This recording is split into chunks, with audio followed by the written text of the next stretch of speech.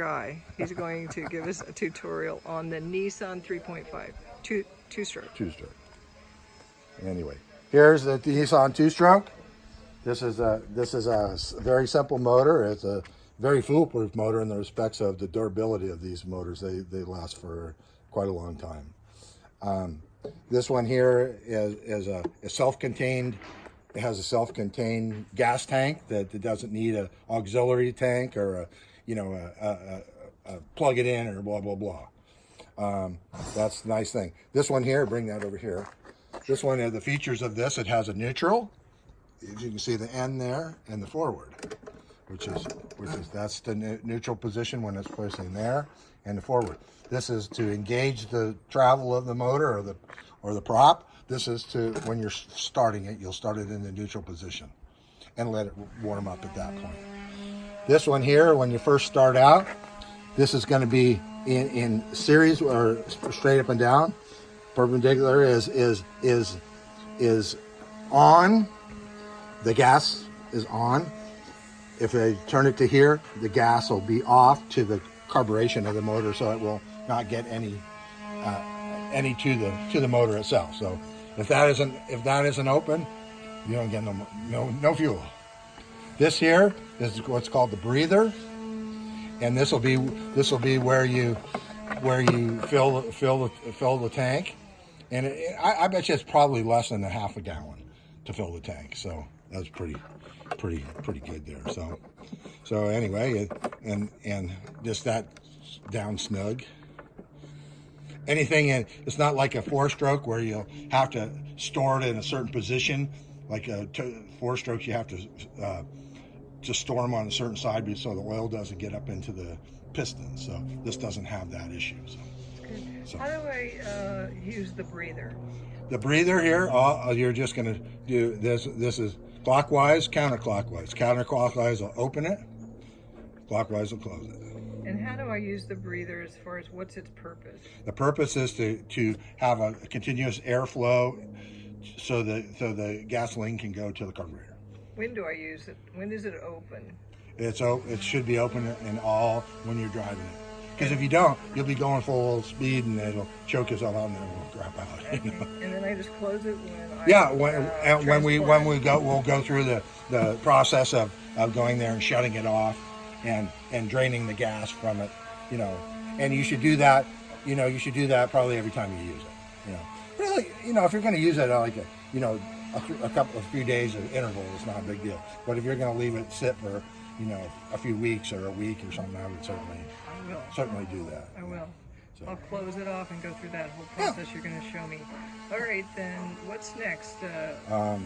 Pretty much, this is how it mounts to the boat, which is pretty self. This here is the thing this is out now where you can tilt the motor, and then when it tilts up, you can lock it in position at an elevated position. So. Okay, now would you be able to explain to me how to start the motor and everything about the motor? Well, pretty much we've gone through pretty much the basics of the motor. Right, but this is so I have it on this certainly. video. Okay, we have here the start and stop. This is the stop up here where to disengage that, you pull this out, will kill the motor or take the spark away from the engine where it can't get any spark.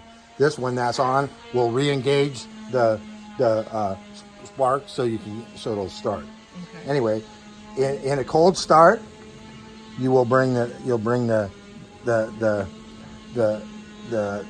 few turns. You'll bring that up, and then also at that time you'll have to open this. You'll have to open this one to that position there, which will be this position, straight up and down. It says closed there. Okay. And then we'll leave that open a little bit so it'll drain the gas. So. Okay. So anyway. That's that. So now we'll just go in and just tell me a little bit about.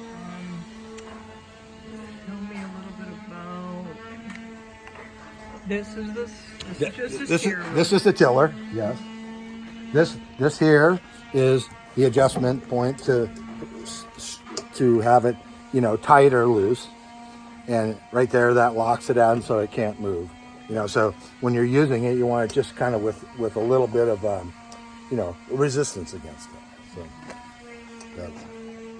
So anyway, here to start it, we put it in the start position. I usually come up just a little bit. See, you know, it's like up to the second one or something like that.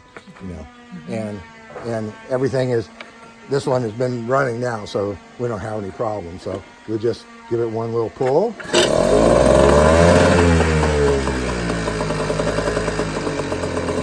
On a cold start, we'd let that idle for a few minutes.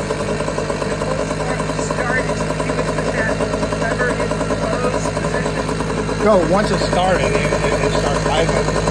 Yeah, this one here would be up there started in full position. Especially if you shut the gas off, it has to feed the gas back to the carburetor.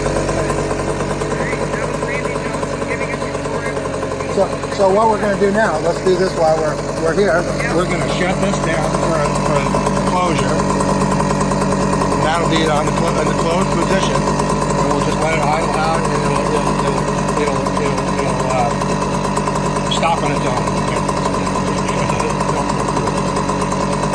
And then when we do it for transport, we would just lock this down so the gas can't come out of there, and then we should be good.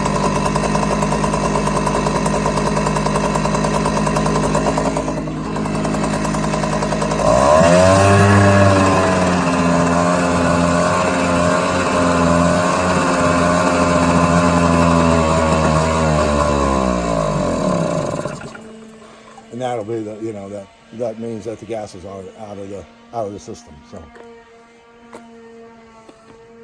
that's about all I can tell you about it. Very good.